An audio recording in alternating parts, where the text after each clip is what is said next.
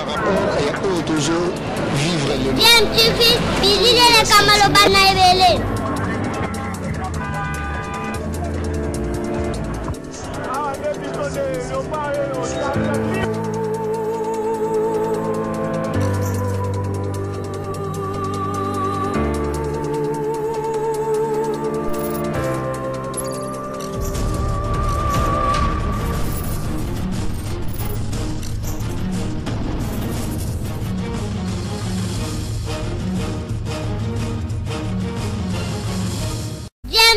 toujours en avant. Vous êtes sur votre chaîne YouTube DMTV. Bonjour ou bonsoir, cela dépend à l'heure à laquelle vous allez nous suivre. Nous sommes heureux de vous retrouver et de savoir que vous êtes nombreux en train de suivre votre chaîne YouTube DMTV. DMTV qui vous propose l'actualité mais également des analyses et des réflexions sur des sujets d'actualité dans tous les domaines, aussi bien politiques, culturels, sportifs. Alors aujourd'hui, DMTV se propose d'analyser et de faire une réflexion en tout cas sur un sujet d'actualité sur le plan politique. Vous savez, l'actualité étant très abondante en ce début du mois de septembre. Mais avant d'aborder notre sujet, vous le savez, nous nous sommes donnés pour devoir ici de vous rappeler et de nous rappeler à nous tous la prévention contre cette maladie à Covid-19. Le respect des mesures barrières est l'un des moyens pour nous permettre en tout cas d'éviter de briser la chaîne de contamination de cette maladie, le Covid-19, qui continue en tout cas à parler encore d'elle. Voilà, nous allons aujourd'hui également revenir encore sur l'actualité, sur la problématique de la destitution du chef de l'État Félix Tshisekedi à la suite de la violation flagrante pour certains de la Constitution. Le chef de l'État aurait violé intentionnellement la Constitution, en tout cas pour certains, et donc il faudrait le destituer, il faudrait qu'il soit mis en accusation pour haute trahison. Voilà ce que pense en tout cas un certain nombre de politiques ici en République démocratique du Congo, notamment le pasteur Théodore Ngoï, qui est en même temps avocat, conseil de deux juges de la Cour constitutionnelle qui ont été nommés à la Cour de cassation et qui ont refusé en tout cas d'aller là-bas et qui estiment que le chef de l'État aurait violé la Constitution en les obligeant d'aller à la Cour de cassation. Leur avocat, en tout cas Théodore Ngoï, est allé voir Martin Fayoulou. Jusqu'à ce jour, nous n'arrivons pas à circonscrire en tout cas le cadre de cette rencontre-là, mais il y a eu en tout cas beaucoup d'analyses des observateurs qui estiment que le pasteur Théodore Ngoï était parti pour chercher en fait peut-être un soutien sur le plan politique, que la bataille ne serait pas seulement juridique mais aussi et surtout politique. Pas facile en tout cas pour le Congolais lambda de pouvoir bien cerner cette problématique de destitution du chef de l'État au regard de la loi, au regard de la Constitution qui prévoit justement des mécanismes pour déchoir ou pour mettre en accusation un président de la République. Alors qui pour mieux nous expliquer cette situation qu'un constitutionnaliste? Et donc nous allons vous proposer d'écouter le professeur André Mbata, professeur de droit constitutionnel à l'UNIKIN, à l'université de Kinshasa. Et donc lui s'est exprimé, il a donné son avis, il a donné un point de vue sur cette question. Et je vous propose de l'écouter donc pour que nous soyons éclairés sur les mécanismes et les conditions permettant en tout cas de mettre en accusation le chef de l'État. Et nous allons en tout cas à l'écouter. Je pense que votre lanterne sera éclairée. Mais avant d'écouter le professeur André Mbata, permettez-nous en tout cas de vous rappeler que vous suivez DMTV, et vous qui n'êtes pas encore abonné sur cette chaîne, qu'attendez-vous? Cliquez pour vous abonner, cliquez sur le bouton s'abonner bien entendu, et une fois que ce sera fait, n'oubliez pas de cliquer également sur la petite cloche de notification qui apparaîtra, et celle-là vous permettra en tout cas de ne plus rien manquer de ce que DMTV vous proposera. Suivons le professeur André Mbata Mangou. Je rappelle qu'il est professeur de droit constitutionnel au niveau de l'université de Kinshasa, un constitutionnaliste donc. Suivons-les, nous nous retrouvons tout de suite après. Que la déchéance du président de la République ne peut être prononcée qu'après sa condamnation par la Cour constitutionnelle. C'est l'unique organe. Ce n'est pas le Parlement.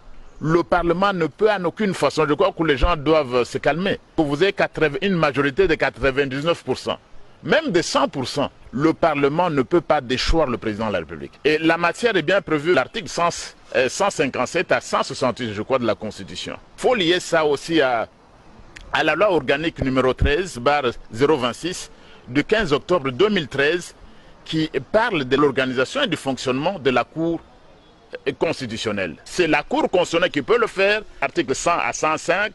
100, c'est la compétence du procureur général qui concerne les infractions. 101, s'il estime nécessaire, il saisit le Congrès pour avoir l'autorisation de poursuivre. 102, il mène des enquêtes. Et 103, si les éléments sont réunis, il s'adresse à nouveau au Congrès pour demander une requête aux fins de mise en accusation. Deuxième moment, et ce n'est qu'à la fin qu'il peut saisir la Cour constitutionnelle. Quand Joseph Kabila était là, nous nous plaignons qu'il violait la Constitution. Mais aujourd'hui également, les citoyens congolais ont le droit de veiller à ce que la Constitution soit respectée. Il y a haute trahison en cas de violation intentionnelle de la Constitution. Il faut prouver ça. Théodore Ngoï ne le prouvera pas. M. Martin Fayulu ne pourra pas le faire. Donc il n'y a pas deux poids et deux mesures. Nous nous plaignons quand l'ancien régime violait la Constitution. Et également à l'heure actuelle, vous constatez que tout le monde est libre. Théodore Ngoï, c'est une démonstration, tout le monde se plaît, même Martin Fayulu, malheureusement, dans l'ignorance totale de la Constitution. C'est pourquoi nous disons toujours, c'est très important dans ce pays, tout le monde n'est pas juriste, tout juriste n'est pas constitutionnaliste, il faut apprendre le texte, et c'est très grave. Mais je crois que Théodore Ngoï n'est pas connu comme un grand avocat constitutionnaliste, je ne connais pas un seul de ceux qu'il a gagné en matière constitutionnelle, parce qu'il était également l'avocat du juge Luamba. Et je ne pense pas, il n'est pas reconnu comme un avocat, c'est un avocat du droit pénal, droit de la famille, droit des contrats, qui n'ont rien à voir avec le droit constitutionnel. Mais je crois qu'il y a intérêt pour lui à revoir les notions de droit constitutionnel.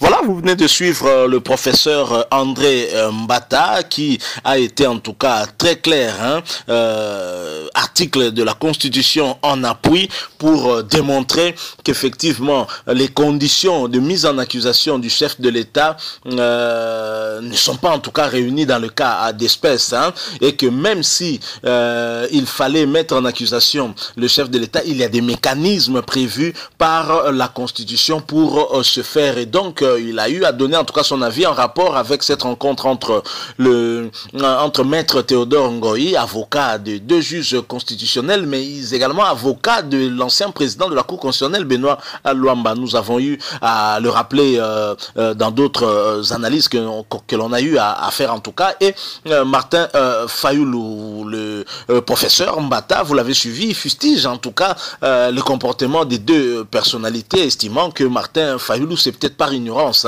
parce que n'est pas juriste qui veut, et donc il faut se documenter, il faut demander des avis des experts. Et en ce qui concerne Théodore Ngoï, qui est en tout cas très médiatique, le professeur Mbata estime que le droit constitutionnel n'est pas de son domaine. Lui, il est plutôt du domaine du droit pénal et d'autres types de droits, mais pas le droit constitutionnel. On ne devient pas constitutionnaliste du jour au lendemain. Donc il devrait également apprendre le droit constitutionnel. Manque d'élégance un peu de la part du professeur André Mbata. C'est peut-être parce que il est professeur, il connaît sa matière, et que Théodore Ngoï fut peut-être un des étudiants avant qu'il ne devienne également professeur aussi au niveau de l'université de Kinshasa. Et donc le professeur fait une mise au point où il recadre en fait Martin Fayulu, il recadre également Théodore Ngoï, parce qu'il précise aussi, même si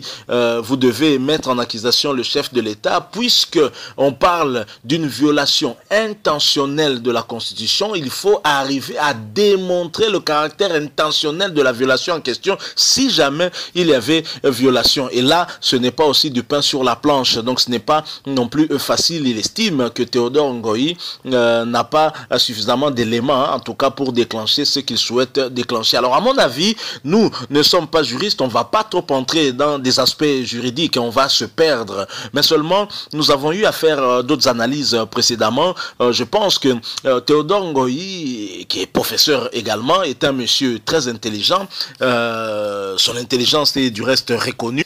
Je pense que sa visite auprès de Martin Fayoulou n'est pas anodine. Il est parti chez Martin Fayoulou pour trouver en tout cas un allié qui peut permettre en tout cas de vendre ce que lui défend. En même temps, il fait son travail d'avocat, avocat des deux juges Kilomba ainsi que Ouboulou. Et donc, il est allé chercher un allié qui va faciliter en tout cas la communication par rapport à cette situation et en vue de mettre certainement la pression. Malheureusement, Martin Fayoulou, qui aurait dû, à mon avis, consulter les juristes de la MOCA en vue de se faire une idée très précise sur la question, est tombé dans le piège de Théodore Ngoï et s'est pressé en tout cas à faire une déclaration